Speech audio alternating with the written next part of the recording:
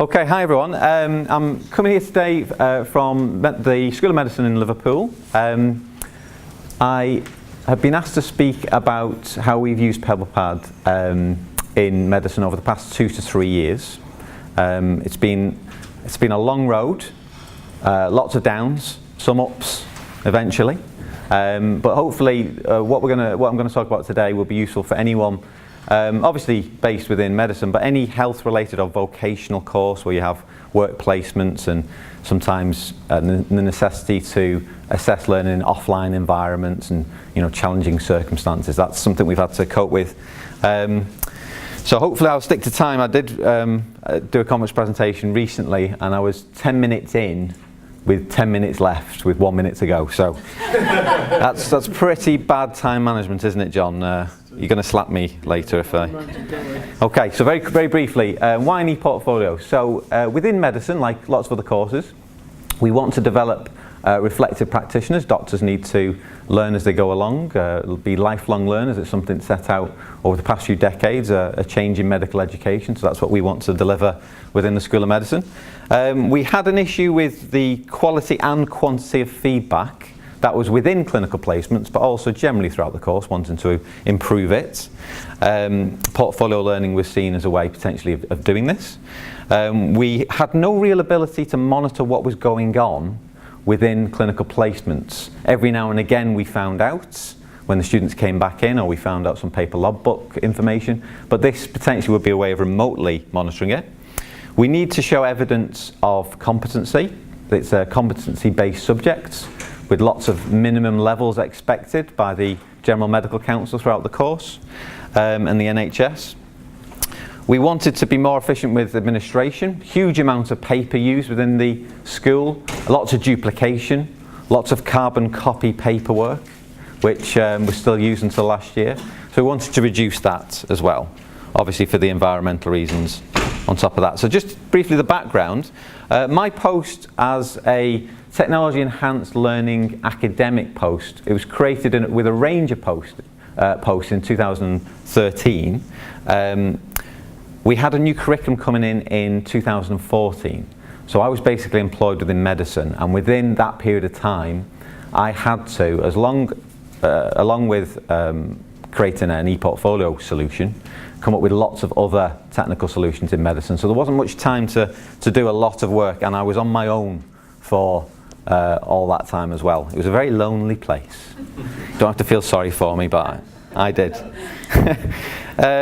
We had NHS and GMC developments happening alongside it. Lots of changes in terms of competency-driven education, postgraduate education, paperless NHS, which was potentially coming in. It still is potentially coming in. I would argue it's at least a decade away from that in some places, but they're trying. Lots of e-portfolio options on the market, open source, commercial. Some we already had in the university. We had to look through and see which was applicable for our situation. The underlying philosophy that drove me with lots of this is when it comes to using technology, if it enhances the situation, or if it makes something possible that wasn't possible before, then there's a need to use it. If not, then you do question using it at all. So that was the remit I had, and with the money and the time that we had available, I had to pick the right option. And then I had to consider lots of different requirements. Requirements set out by the school, requirements set out by the NHS itself, or limitations if you like, and then what the students needed to do in the practical, real world environment of hospitals and clinical practices.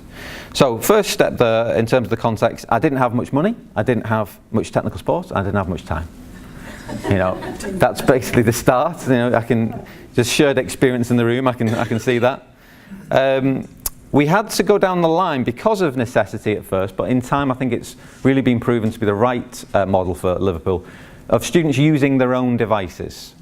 So what we've done now after 3 years is we've actually, in the letter that we send out offering students a place, we require them to bring their own personal device, and we actually have a range of devices we would recommend. We haven't got a contract with any particular supplier, let me say that on top of, but we say Apple and Android devices are what you need to have at Liverpool, and so far it's been received very warmly by the students. They bring in those devices anyway. Parents approach us on open days and ask for some advice sometimes, but there's been no complaints and no issues with that approach. We did some research before we did this. 95% of students had smartphones. That was a few years back.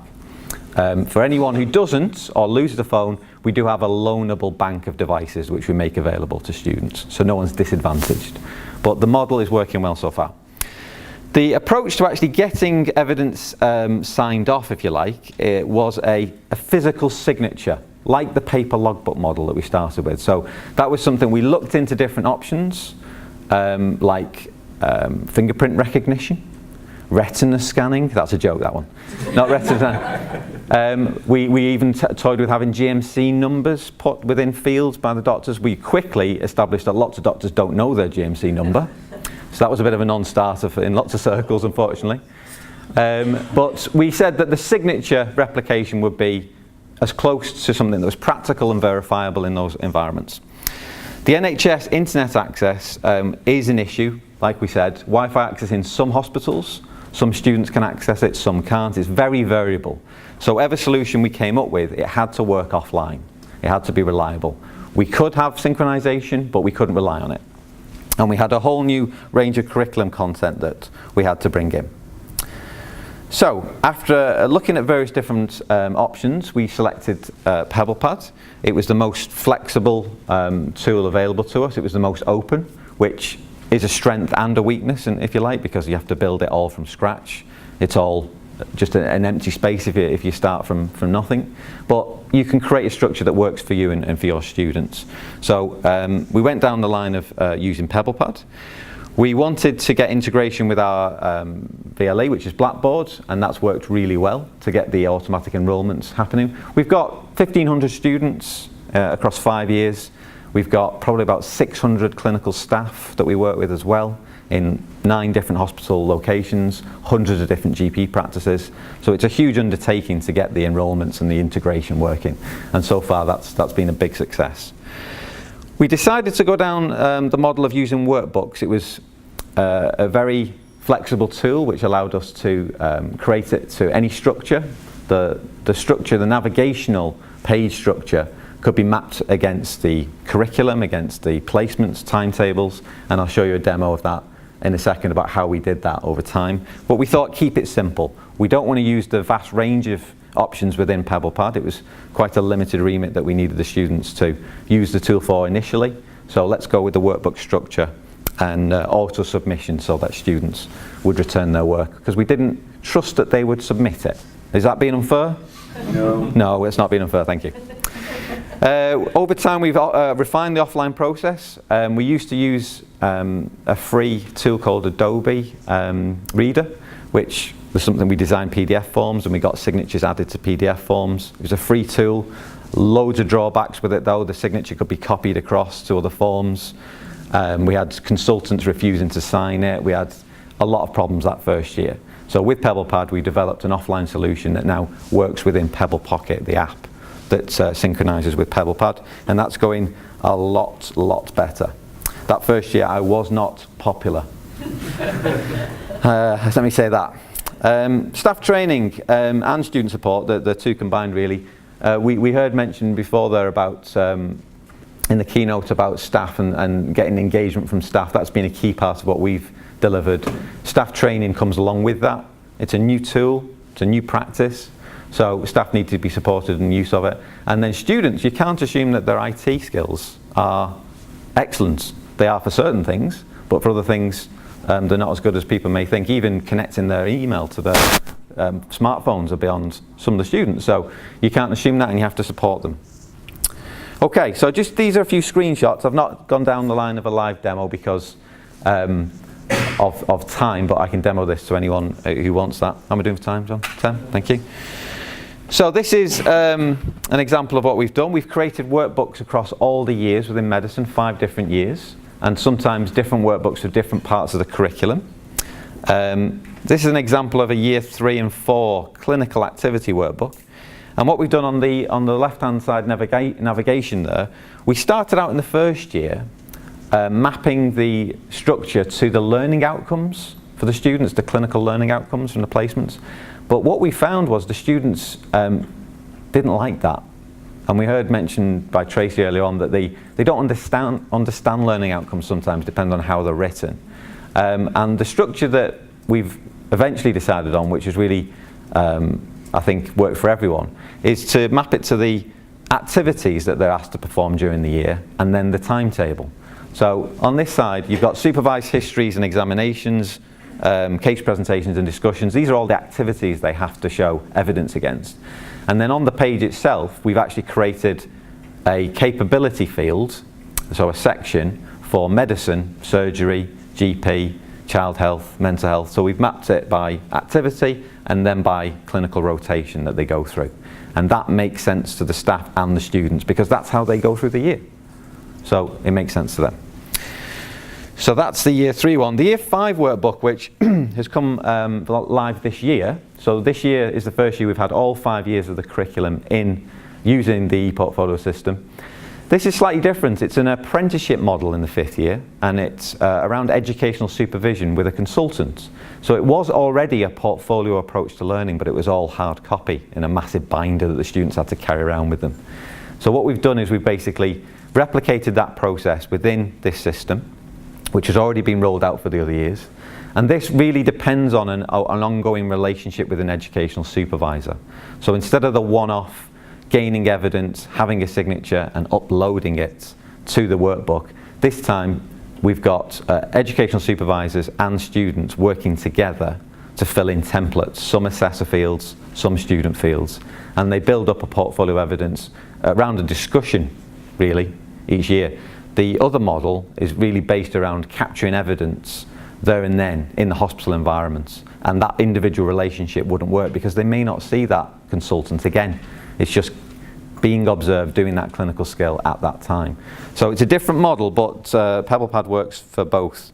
Obviously you know about the reporting side, those of you who use Atlas and PebblePad. We can run reports the first time to find out what's going on clinical placement and correct it if it's going wrong. That's a huge bonus for us, rather than at the end of the year when the evaluation comes back and says this went wrong in this placement. We actually know that here because the numbers would be down and we'd seek to address it. So that's a huge bonus for us. This is the model. So I don't expect you to read all this, but basically we hand the device, we ask the students to record activity on the mobile device that they have with them. The device is then handed over to the clinician who's observed them. The assessor adds their feedback if they've got time, and then signs it, actually adds their signature onto the device itself, and then locks the form down, and it becomes read-only at that point. They can't change it beyond that. They attach it as an asset in the workbook later, and they can't change it. If they do change anything on that, the signature disappears. And it tells them the signature disappears. So we have had a few cases where students have come in and we can almost prove that they've tried to massage the form, should we put it that way, because they're told that the signature is going to disappear. So that's the cycle of the clinical activity that's captured. Here's a couple of screenshots of the actual Pebble Pocket app and the customized forms that we've created. So we've got 6 forms which cover all 5 years of the curriculum. We tried to create them generically as possible so they do cover the most. And it's a combination of text fields, drop-down menus, and then the signature field and the date field to capture that one-off experience. There you go, there's another example. That's what it looks like when you're signing it. Obviously on a small device, it's a little field. On a big iPad it's really easy, but it works on all Android and Apple devices. And there's evidence that when it's locked and it goes into their asset list, if they lose it, it stores the last 20 assets so they can go back and recover it again. We do also have other reflective experiences that we ask the students to go away and think about rather than capturing it on their mobile devices. And they have a think, fill in a template, and then attach it as evidence again. So there's a range of options that we use within that same model. And then they attach it, as those of you who've used it before, into a capability field, and you can have a look at it if you are an assessor and see the individual detail. Okay, so that's the current situation. Staff student feedback. Staff generally really like the system because we can find out what students are doing. Students have grown to accept it. That's the way I would put it. At first it was very unpopular, largely because of the Adobe problems getting that into PebblePad, but now we brought the synchronized idea in. It really is going a lot better. Jane, who works with me, a colleague who's the e-portfolio administrator, she basically expects applause down the corridors from the students when she walks past them. But I tell Jane that the only thing you can really see as a measurement of success is no complaints. Okay, and we get no complaints. You know, that's where we're up to now after the first testing year. We have full NHS involvement now. We work with clinical colleagues in all the different trusts, and they're part of the stakeholder group that decide on changes to the system, and they're part of the assessor pool that we have. We have the portfolio administrator post helping me with it. Essential, I couldn't do without that post. We cover almost the entire curriculum over 5 years, so all the components have some element in the e-portfolio, depending on the different workbooks we've got. And like we say, they're all 5 years. And we've got full offline and online synchronization. So I'm short for time, like always, sorry John. But the plan in the future is obviously a full personal reflective portfolio from year 1 to year 5. We're already doing that, but it's to carry that on, if you like, consolidate that practice.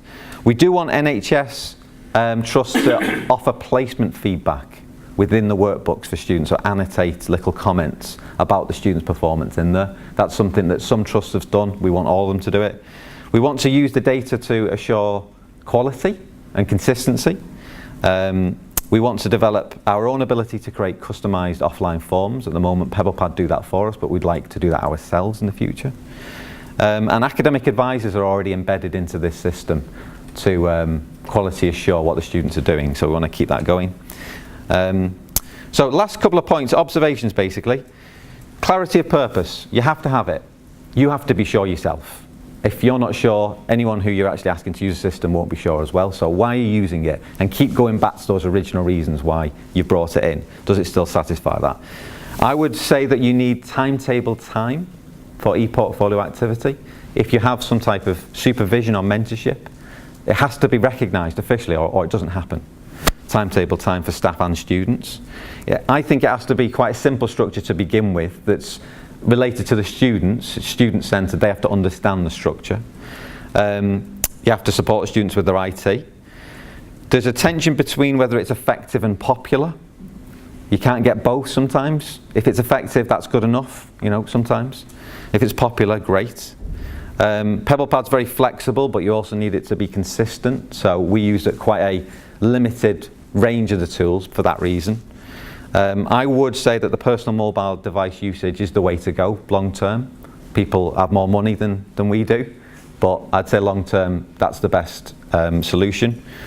And I think it has to be not just formative. I think you have to have some summative element. The way we do it at Liverpool is we say, if you do not complete your e-portfolio requirements, you cannot progress to the next year. So it's not a mark, it's complete or not complete, if you like. So it is summative in that sense. Okay, so they're the recommendations. And one last thing that I would say is that the model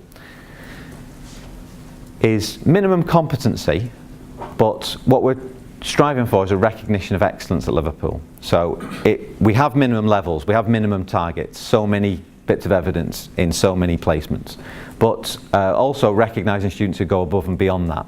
The way we do it at Liverpool is we have a commendation scheme that's taken seriously each year that puts students in the different ranking within the year.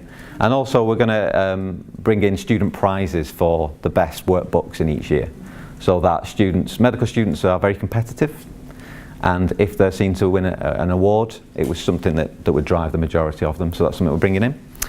And the last point there, it is a difficult road, just keep on going. Thank you.